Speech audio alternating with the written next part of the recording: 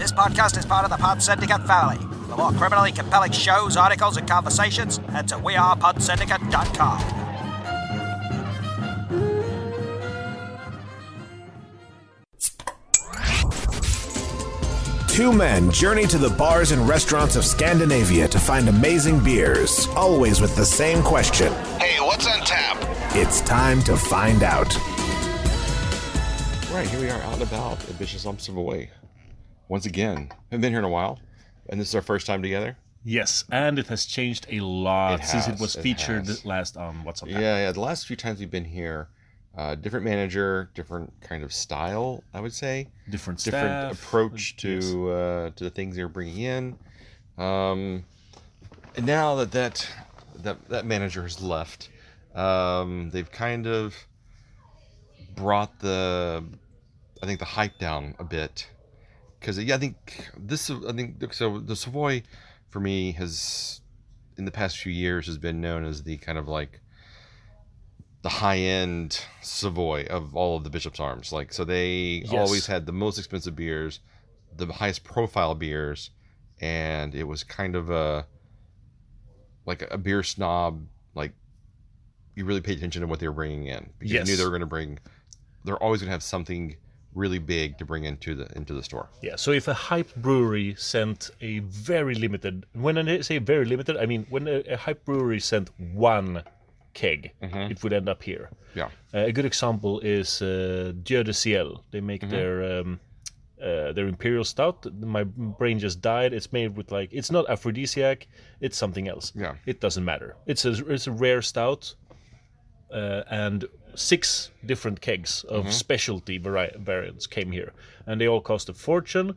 But this was the only place you could get them. Yeah. In Northern Europe. So okay, that's pretty cool. That's rare but expensive. Yeah. That's I think you're getting. One of the things I've kind of liked about the Bishop's Arms is they all kind of have their own unique flavor. So I would say the one in Lund is very much focused on more local beers. Very Swedish facing. A lot of Swedish beers, a lot of Scanian beers. Scanian beers, right. The Gustavs Torg one where we go to quite often, they have their underground brewery. Yes, they're riding very much on the -1 wave. Which has become huge, actually, I think, for them, because they've really been pumping out some really great stuff.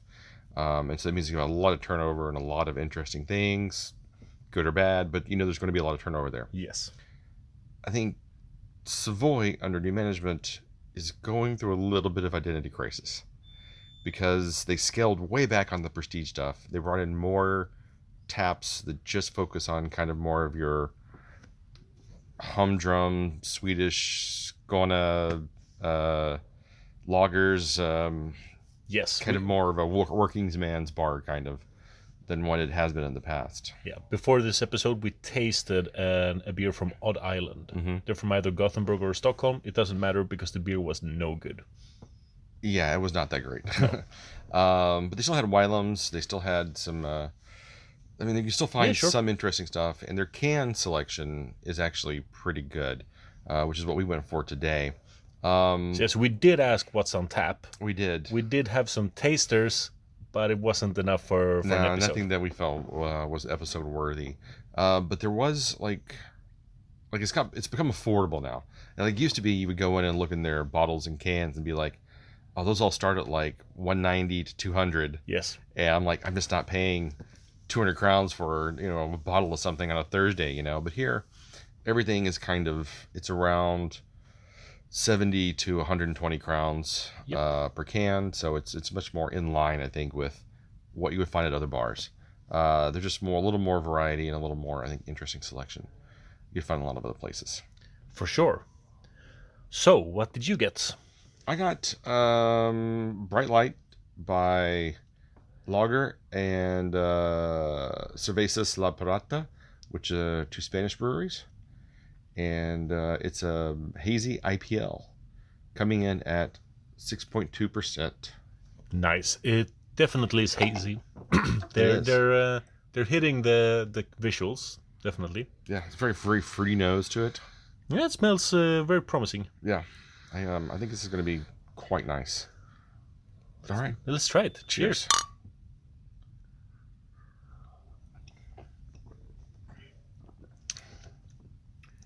It's not too thin. It's quite a little bit bubbly. Yeah.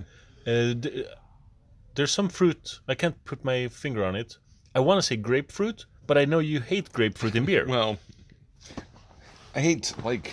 Oh, you hate when they add actual grapefruit. Right. You don't hate when the hops taste like grapefruit. No, I don't hate when hops taste like grapefruit. I hate when it's like Elvis juice. Yeah. Where they're trying to like get a grapefruit flavor into the beer, or an orange flavor into the beer. That's what I don't like. If it presents itself naturally in the... I have learned something. in the brewing process, it's totally fine. Yes. So it's a little bit tropical fruit. When we get to India Pale Lagers, I never really know where to put them because it's not as fruity as an IPA. Right. So for me, it kind of falls into like...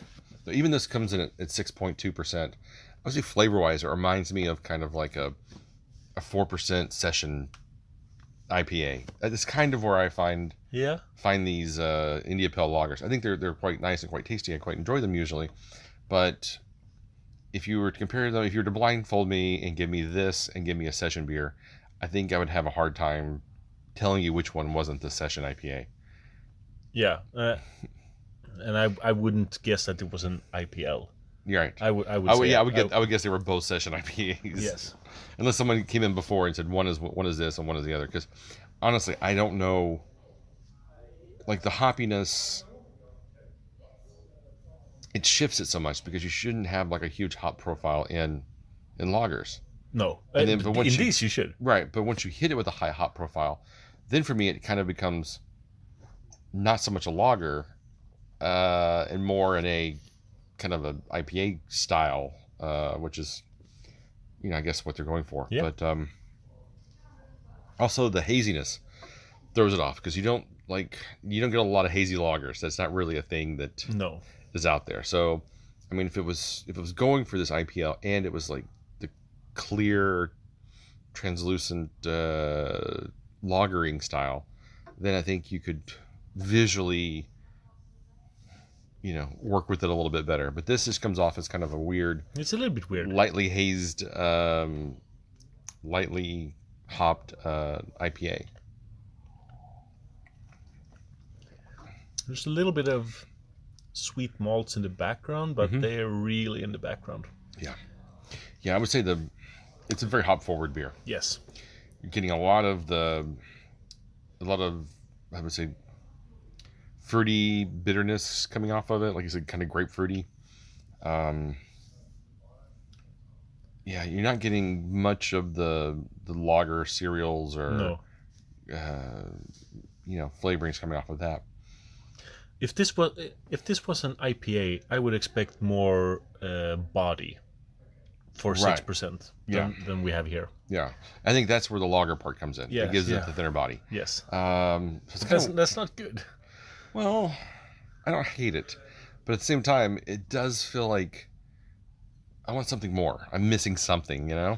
I think this is probably a very good example of the style. I think it's a very good beer. I think it tastes quite good. The mouthfeel is a little thin, but at the same time, I'm wanting something more. I want it to give me something more than what it's giving me. I don't know that it can. Yeah. So I'm gonna give this a 3.5. I think I'm there with you. I think a 3.5. Yeah. Yeah. Very enjoyable. Certainly not a bad beer, but I don't know. Maybe I need more IPLs. Yeah, maybe. You can get a more frame of reference.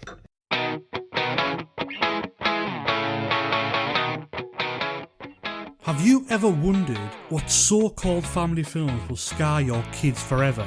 Putting 4 and 5-year-olds in front of this movie, it's like, if they didn't know what death was before this, they're going to know it after it. They're going to know it after it, and they're going to be freaking terrified. And they're going to be questioning you. Yeah. Or do you have the slight suspicion that your loved one has a cold, dead heart? Yeah, the Dark Knight has got like all the orphans and like, oh no, we're going to die. They did not build up those orphans at all. In my head, it's like, kill them. then look no further. The His Film Her Movie podcast is the show for you. It's the movie podcast that celebrates the contrasting cinematic tastes of its hosts. So join Jordan and Lauren every week on their unique journey through the land of the silver screen. So if you're looking for a few laughs, some fun film-related chat, then get involved. You can find us on Apple Podcasts, Spotify, Stitcher, or wherever you get your podcasts.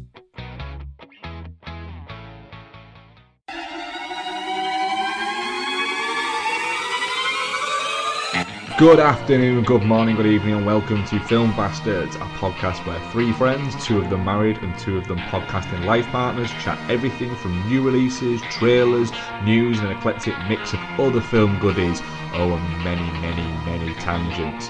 You can find them by searching your podcast provider, or check them out on Twitter and Instagram by searching Film Bastards. You never know, you might like it, and if you don't, well, we don't really give a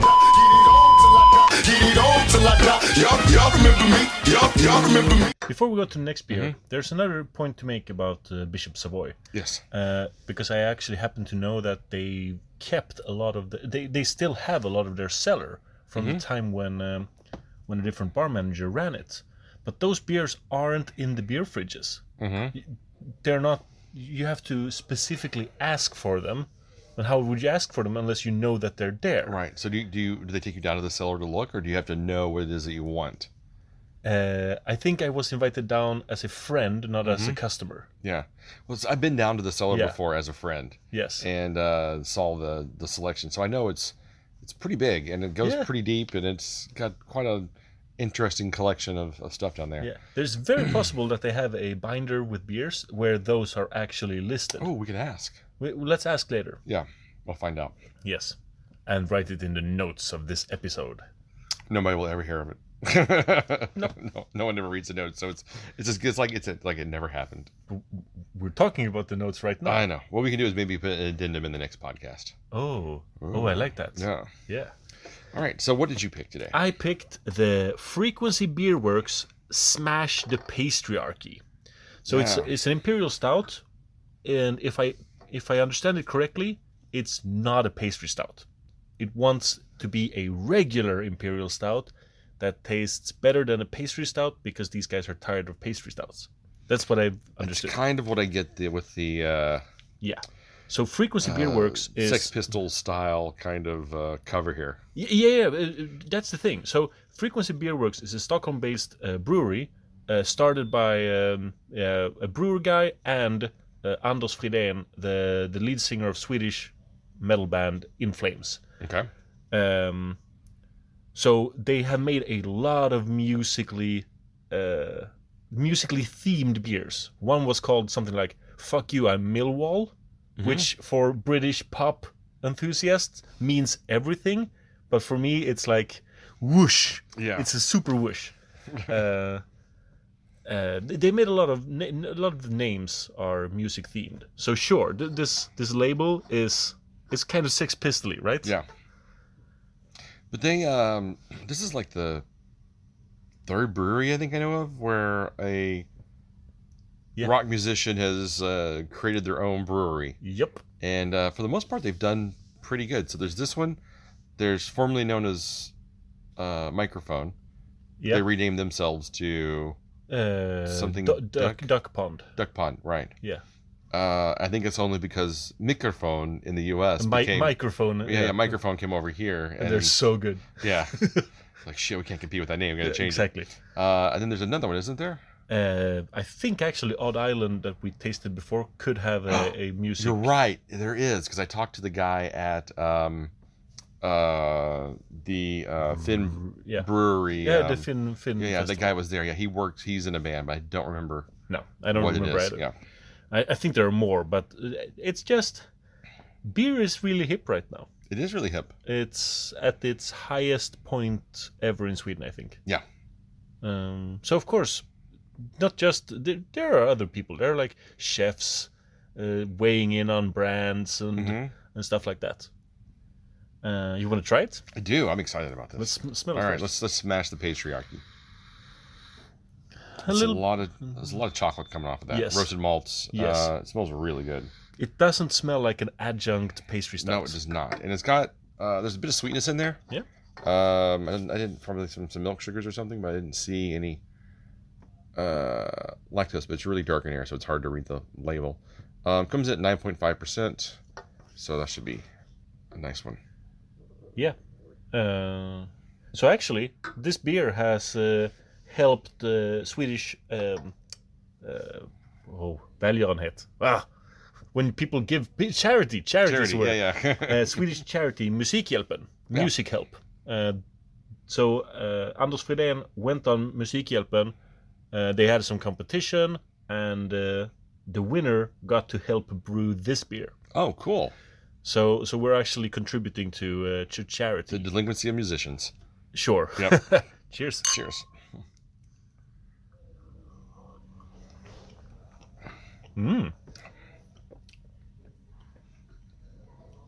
It's pretty good. This is an Imperial Stout. This is how I remember them. Yeah, I would say it's a little thin in the mouthfeel.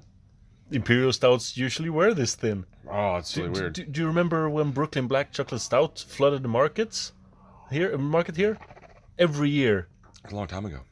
2007 to 12 or something like It's that. a long time ago. Oh no, I've gotten old. No, you have. But there's like no carbonation on this. No, that's actually that's a negative in this beer. Yeah. And a regular Imperial Stout like this one, when it doesn't rely on adjuncts and fake flavors and bullshit like that, Yeah. it needs to be a proper beer. Mm-hmm. I like it. I think it's really nice. I like the core flavor a lot. Mm-hmm. A lot of chocolate, slight roastiness, but not overly roasty. The hints of licorice. I would say there's little licorice notes at the very end. That's quite nice. That's always, for me, that's always been a case of regular old school Imperial Stouts. Yeah. They've always had a touch of licorice, which I think comes from just malts. Yeah, it's just the burning of the malts. Yeah. Gives that. Brings out that Yeah, I think it's almost like when you roast the malts that much, it's inevitable you're going to get that kind of licoricey kind of flavor to it. Exactly. So it's weighing in at 9.5%. I think we are used to a lot of Imperial Stouts being 10, 11, 12 nowadays. Yeah, I mean your average Prairie artisan beer is 13%. Yeah, but Yeah. you and I might be spoiled with Prairie artisan ales, but I'm just saying like it's a frame of reference. yeah. Like, yeah. So what a normal person would get is Omnipollo Noah, now called Aeon, which is 11, I think. Yeah. Yeah, and a thick adjunct stout. Yeah. So this one would pale in comparison, mouthfeel wise. Yeah. No, it's very thin. It's actually closer to the IPL as far as the mouthfeel goes. I'm actually trying to defend this old school style. No, I'm not knocking it. No, I'm just trying to give a frame of reference. I'm just saying like it's like the mouthfeel is it's thin and it's clean and it's not like syrupy. So when it finishes, it finishes. It doesn't have this oily residue that lingers in your mouth that you're kind of like the going back on Apollo, the what was it, the Anagram, the blueberry stout, which I absolutely loathe, is this weird artificial blueberry flavor that you're just kind of you can't escape. Yeah. Like it just gets in your nose. It gets like it's like you feel like it's in your clothes. You're like, oh, I just cannot escape the smell. I agree. They made a cinnamon stout that some people love, and it just gets stuck on your taste buds. I actually enjoy the Omnipollo Noah / Aeon. I do like it's pecans, right? Yeah. Yeah. I do like Pecan mud cake. Yeah, I know that it's artificial, but I love mud cake. Yeah, it's a good beer. Yeah. I think the adjuncts they do are ridiculous at times. Yeah. But when they stick to just like a core style, they usually do a pretty good job of it. Even their what was it called? Devon, their lager was actually quite nice. Blah. I like lagers. You've seen in a lot of these episodes, I'm coming around to lagers, You are. but that one was boring. Well, We've had better lagers. We have had much on better this lagers. show. We have had much better lagers. Lagers that have history and that have depth, but Devon was just like, meh. Bleh. Well, I'm gonna say for a brewery that is known for like really just over the top adjunct, for them to be able to actually pull off an acceptable lager was, I think, kind of interesting and surprising. Fair enough. Have I ever ordered it again? No. Will I ever order it again? Probably not. You didn't order it. I treated you to it at my I'm place. just saying that if I was in a bar somewhere and they had it, would that be my first choice?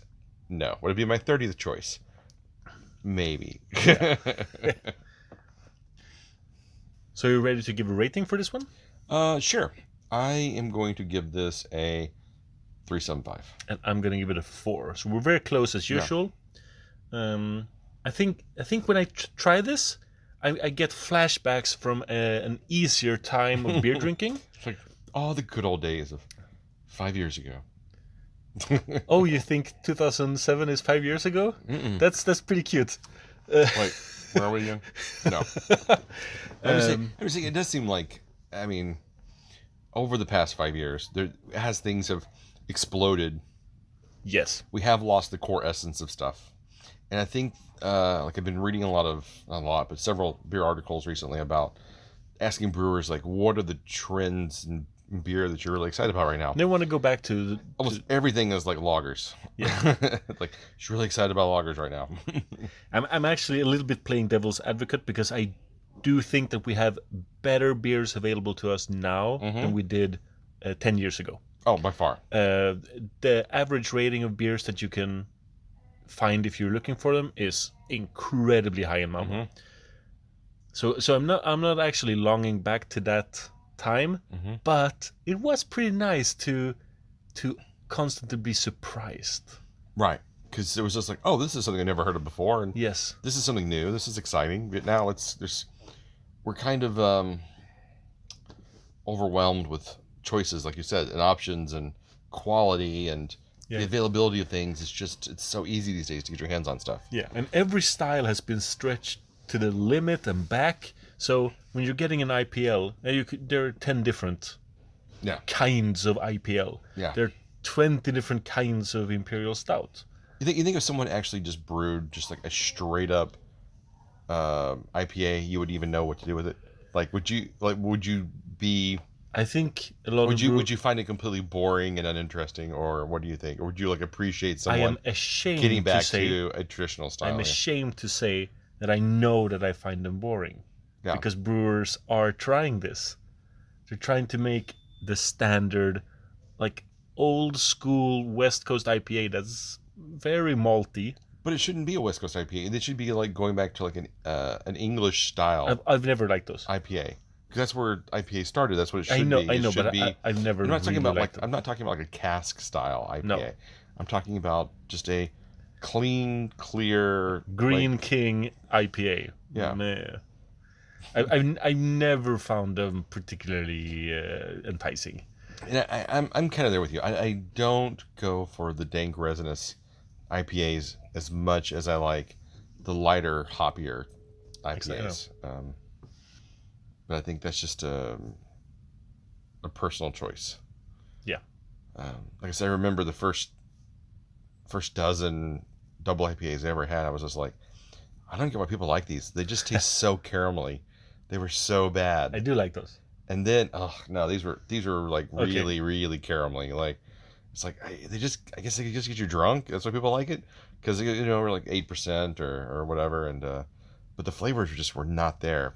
And then eventually, the New England craze came around, and then more people started doing more things and making them not as caramel bombs as they were. So, I definitely came around on that. But for the longest time, it was just like, I don't care what the fuck people like it. This is just garbage. I get it. So moving back to Bishop's Savoy, I think. Oh, I need to sneeze. No, I don't. All right. I think the jury's out on whether this is a great change or not. I think it's still early. Yeah. I mean, I know the change happened before the summer, but I don't know that they found their footing yet. I think it'll come. I do know that they have a tap tower with tap handles that they haven't yet installed. So that would be 4 to 6 nice. more taps. Yeah. What will be put on there? I don't know. If it's just Spitfire and stuff, I don't know. Yeah, we don't know. Well, I mean, that's the thing though, is I haven't seen as many people in here as I used to see in here. It used to be packed. It was packed. It was really crowded. There was always a lot of people in here. Yeah. And the last few times I've been in here, it's been pretty quiet, we'll say.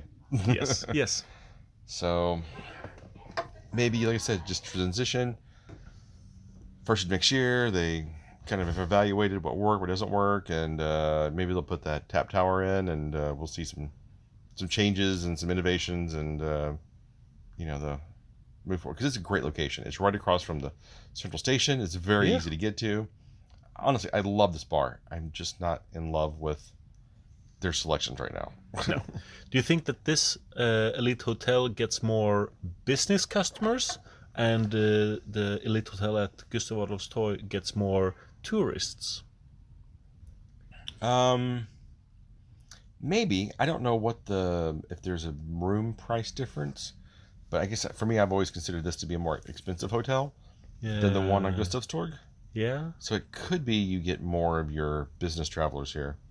But I mean, I don't see that reflected in the clientele in the bar. No.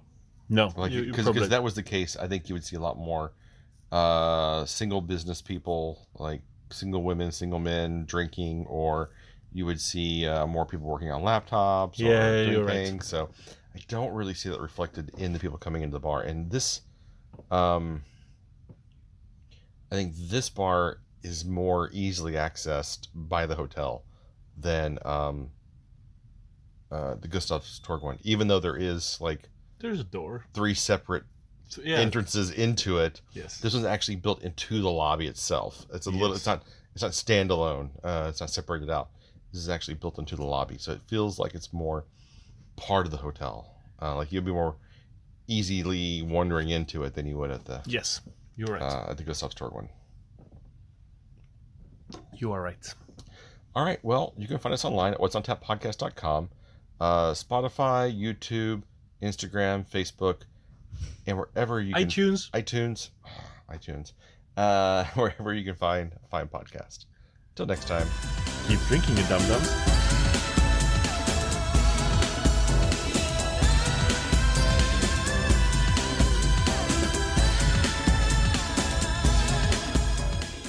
This podcast is part of the Pod Syndicate family. For more criminally compelling shows, articles, and conversations, head to wearepodsyndicate.com.